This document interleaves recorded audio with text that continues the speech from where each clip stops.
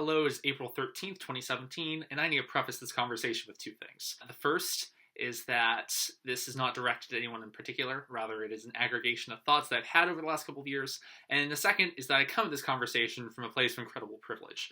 I have not been the target of any kind of discrimination nor oppression, and I have not been a part of any sort of abusive relationship, and thus I cannot and do not claim to understand the impact of either of those dynamics. I've done a number of programs, from NSLC in Maryland to Hobie at Central College in Pella, to several rounds of Youth Frontiers and the Knoxville School District. All these have concluded in a kind of ceremony where people would share about themselves and about their experiences.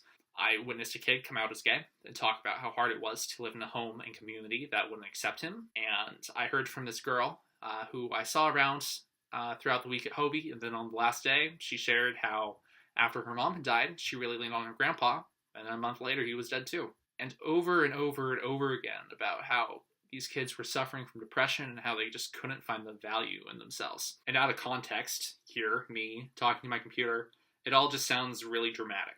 But these are kids around the United States and in my hometown, in my school, who are just going through really hard times in their lives. And it's easier to forget on a day-to-day basis that there are people around us who are going through really hard things. And I'd like to add that someone else's pain is not relative to my own. Someone being orphaned doesn't make it suck less when your dog dies. Even people leading incredibly privileged lives have bad days. They lash out at the people who they love and at people who they hardly know. So my point is that life sucks for everybody sometimes, and we don't know who and we don't know when. But we all want to be good to each other. We want someone else to be better for having known us and happier for having seen us in a given day. So to the greatest extent that we can, let's be generous with our words and with our forgiveness. I think it's our general tendency to think that if we give out too many compliments, that they somehow lose value. After all, Adam Smith, father of economics, outlines that scarcity is something in demand creates value, that something is worth more if it's in short supply. And yet, I remember one of those days at Youth Frontiers, we were explicitly told to run around the room and tell 10 different people,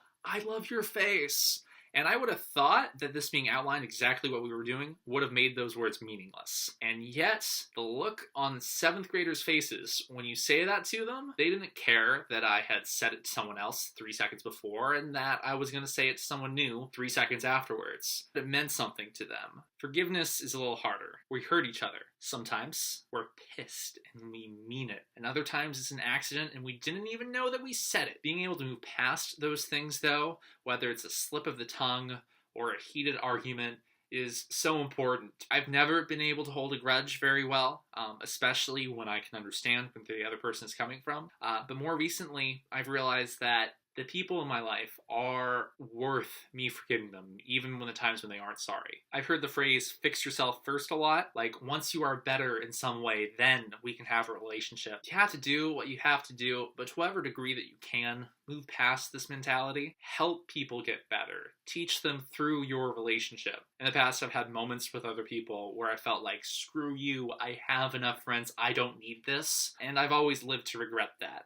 Because people, be they gay or straight or Christian or atheists or liberals or Republicans, are valuable. They have families and interests and passion, and all their perspectives and backgrounds make them worth knowing, make them worthy of my working on a relationship with them. So let's be as generous as we can be. Say, you look nice today, and you're talented, and you're inspiring, and that you're loved.